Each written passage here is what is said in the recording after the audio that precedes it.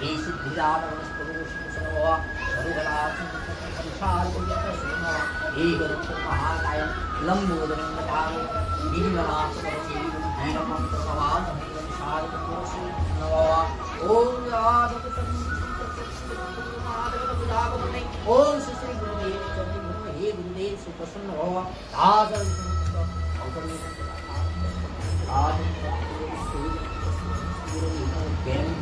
विश्व ज्ञान ओम श्री गुरुवे नमः आदर श्री राम कृष्णनाथाय नमः देव श्री महातत्त्वनि निवेदयामि पाणिनं श्री गुरुवे गुरुदेवानि प्रदाय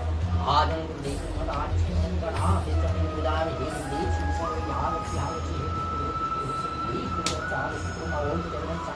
श्रेयापट इदेवं सचनंदपुष्पा ओम आदित्यादि नवग्रहोतानि गुणः साचनादित्यादि नवग्रहोता हे आदित्यादि नवग्रहोता सुखसुखोष्ठरूपा नारदातोनि आदित्यादि नवग्रहोता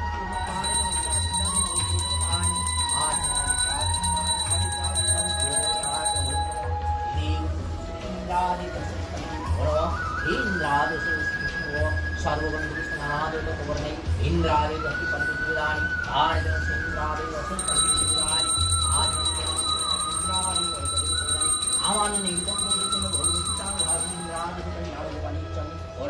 हे गोपाल सुप्रसन्न भव सर्वबंधु नाना देवता उपकरणे स्वचंदन तुलसीपत्र नमस्ते बहुरूपाय ओम ह्रीं गोपालाय विष्णवे परमात्मने स्वाहा स्वचंदन तुलसीपत्र नमस्ते बहुरूपाय गोपालाय विष्णवे परमात्मने स्वाहा स्वचंदनं तुलसीपत्र नमस्ते बहुरूपाय गोपालाय विष्णवे परमात्मने स्वाहा स्वचंदनं तुलसीपत्रं ओम नमो नमस्ते बहुरूपाय ह्रीं गोपालाय विष्णवे परमात्मने स्वाहा ओम स्वचंदनं तुलसीपत्रं ओम जुहासद विष्णुपुष्पं ओम नमो दातुष्पले चरणे निवेदयामि हे दातुष्पले आगच्छ होतुष्टे